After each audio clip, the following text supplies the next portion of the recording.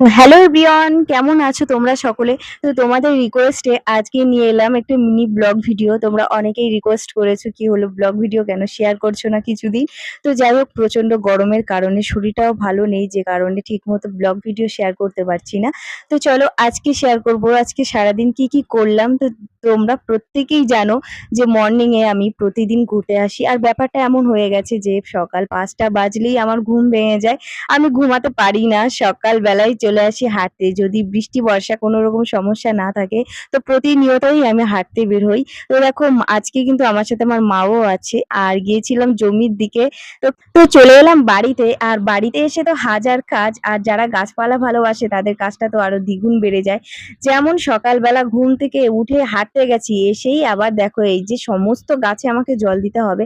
আর গরমকালে যা মানে কি বলবো, একবেলা যদি জল না দিই প্রত্যেকটা গাছ একদম শুকিয়ে এমন হয়ে যায় যে আমাকে দুবেলা করেই জল দিতে হয়। আর দেখো কিছুদিন আগে চারাগুলো দিয়েছি বোতলের মধ্যে কেটে। আর একটা কথা কি জানো তো, আমি কিন্তু বাড়িতে যত রকম প্লাস্টিকের বোতল যা যা আছে আমি কিচ্ছু কিন্তু ফেলি না। সেই সমস্ত বোতল দিয়ে এভাবে মানে গার্ডেনিং করি বা ছোট ছোট চারা লাগাই, ভীষণ ভালো লাগে।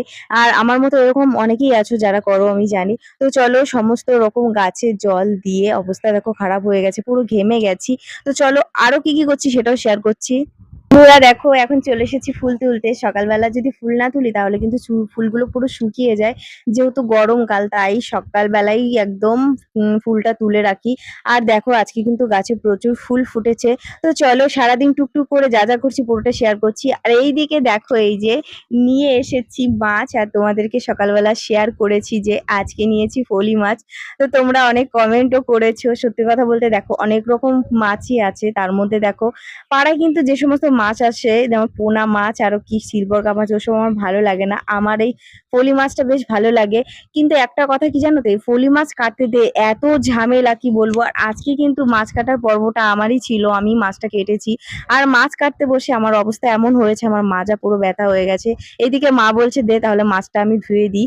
আর আমি দেখো কল চিপছিলাম আর মা মাছগুলো ধুয়ে নিচ্ছিল। আর দেখো বেশ ভালোই হয়েছে কিন্তু মাছগুলো। তো চলো এখন কি করছি, এইদিকে চলে এসেছি কচু, মানে বাবা নিয়ে এসছে মাঠ থেকে কচু। আর এই কচুগুলো কিন্তু ভীষণ ভালো, একটুও গলা চুলকায় না।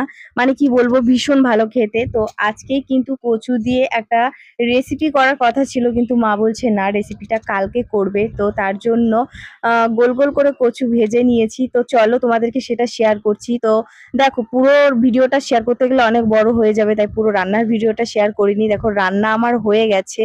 আর এটা হলো ফুলি মাছের তরকারি। তো তোমাদেরকে একটা কথা আমি বলছি, আগের দিন তোমরা